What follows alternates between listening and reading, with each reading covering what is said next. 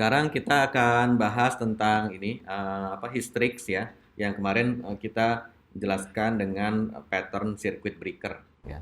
Nah, tadi kan kita begitu backendnya mati, dia langsung error di server ya. Error 500 itu kan error di sisi server.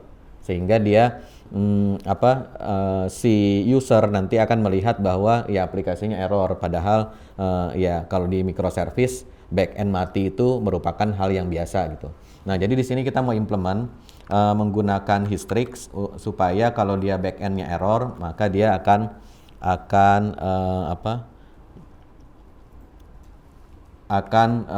kita belokkan ke default atau fallback ya. Nah, di sini kita lihat di sini vain Hystrix fallback. Nah, gini. Nah, di sini kita menambahkan, jadi si vain client anotasinya tadi itu bisa kita tambahkan fallback ya. Caranya kita bikin fallbacknya dulu. Jadi kita bikin mana ya? Registrasi service. Nah, di sini kita bikin satu kelas lagi, registrasi fallback, registrasi service fallback. Namanya bebas ya. Nah, kemudian di sini ini kita implement registrasi service. Nah, gini ya. Kemudian ya tentunya kita disuruh implement methodnya ya. Ini kita implement methodnya, dua-duanya kita bikin ya. Nah, kemudian ya kita implement aja. Berarti kalau dia daftar materi, ya kita kembalikan array kosong aja contohnya. Nah, gini ya. Kemudian kalau ini backend infonya nggak ada, kita bikin kalau backendnya lagi offline kita bikin map juga. Cuman kita isi angka 0 aja semuanya ya.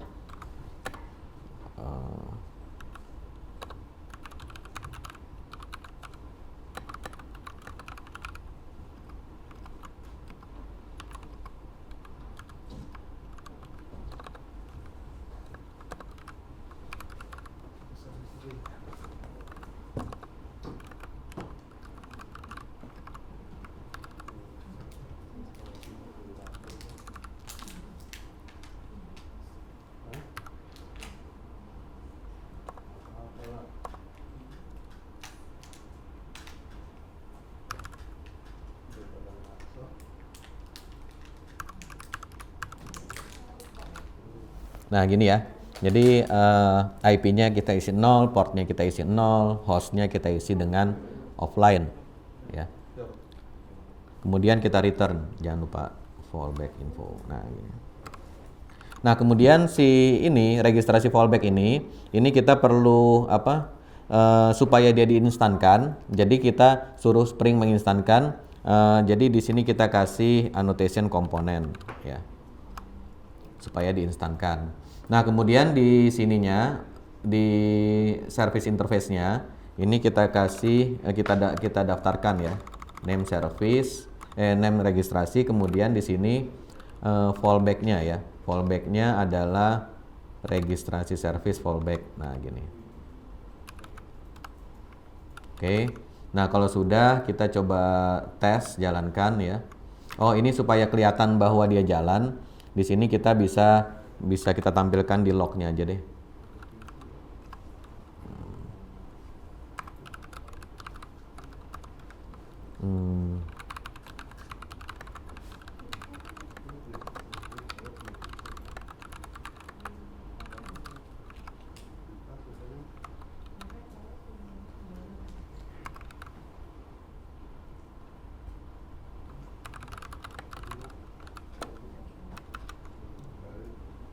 Oke, sekarang kita coba start. Ini registrasinya masih aktif ya, 1. Registrasinya aktif 1.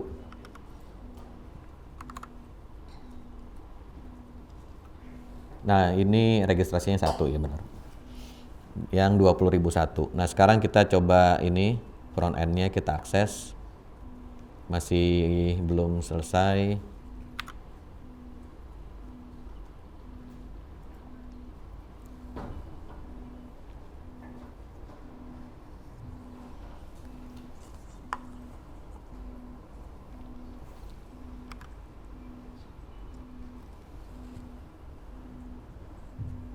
Nah, ini jalan ya, 20.001. Kita refresh ininya, ini juga dia keluar datanya ada. Nah, sekarang kita mematikan si backend-nya, registrasi service-nya kita matiin. Oke. Nah, kita matiin, kita ini ya. Nah, di sini kalau seperti ini belum aktif ya fallback-nya ya. Jadi harusnya dia nggak keluar error 500, tapi dia menampilkan tabel kosong. Nah, ini juga harusnya ini nggak keluar 500, tapi keluar seperti tadi, tapi ada ininya, ada apa? Ada 00-nya tadi. Nah, kayak gini kan kita default value-nya kan seperti ini ya, nih. Hostnya offline, portnya 0 dan seterusnya. Harusnya muncul ini. Nah, kenapa nggak muncul ya? Ada konfigurasi yang kurang. Jadi di sini mana ya?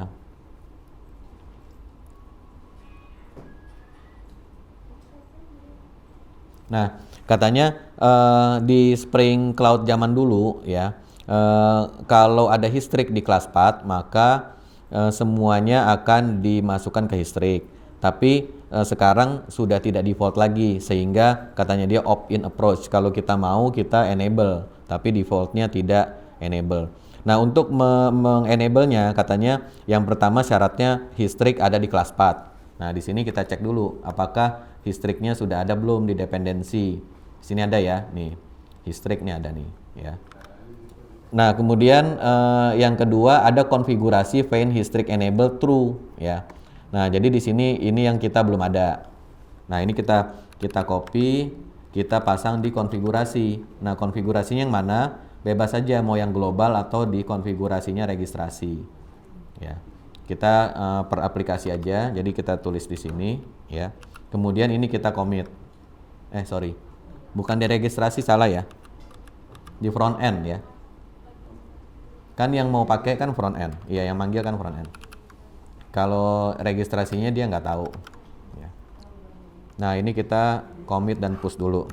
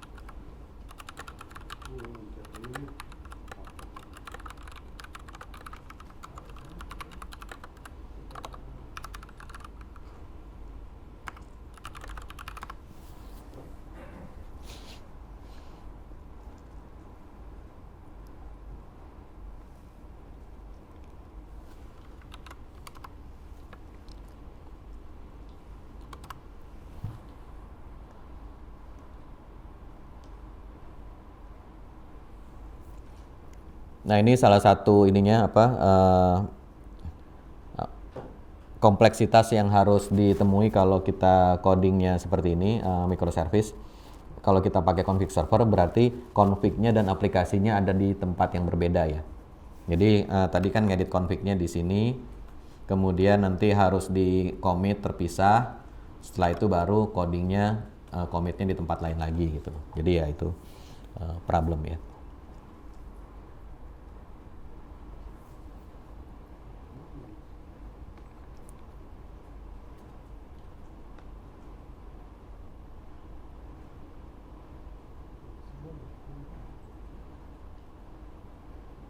Oke, nah sekarang kita akan coba tes.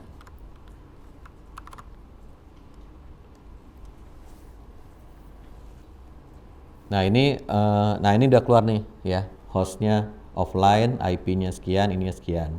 Kalau ini kita akses, ini masih kosong ya. Nah ini biasanya ya, ini keluar nih menjalankan fallback method ya.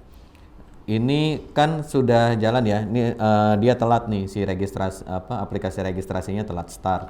Jadinya keburu ini jalan.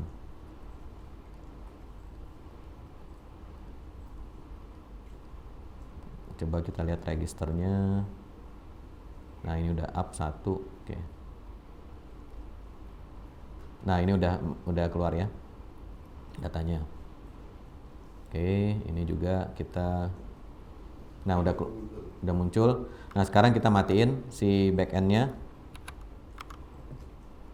Nah ini langsung dia keluar offline ya. Jadi bukan error 500 tapi ya apa, nggak ada datanya gitu. Ya dia menjalankan fallback method gitu. Nah jadi seperti itu historiknya. Kita menambahkan circuit breaker, jadi semua request ke backend itu nanti dibungkus sama si circuit breaker dan sama dia dianalisa. Kalau misalnya sudah melebihi ambang batas tertentu jumlah errornya, maka sama dia di-cut, jadinya langsung jalanin fallback method ya.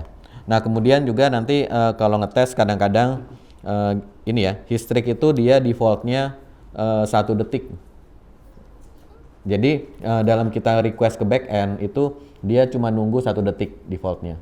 Kalau lewat dari 1 detik backendnya respon sama dia langsung ke fallback. Jadi kadang-kadang kita kalau ngetes kok ini fallback terus nggak mau masuk ke ininya. Nah itu dicek lagi timeoutnya berapa. Dia defaultnya soalnya lumayan cepet itu. Defaultnya cuma 1 detik ditungguinnya. Kalau lebih dari itu ya dianggap offline gitu. Karena memang harusnya kan microservice itu dia jalannya di di jaringan internal yang diasumsikan dia cepat lah gitu. Oke, seperti itu historiknya. Jadi tadi kita tambahkan class path dan kita jangan lupa aktifkan ininya, config-nya ya.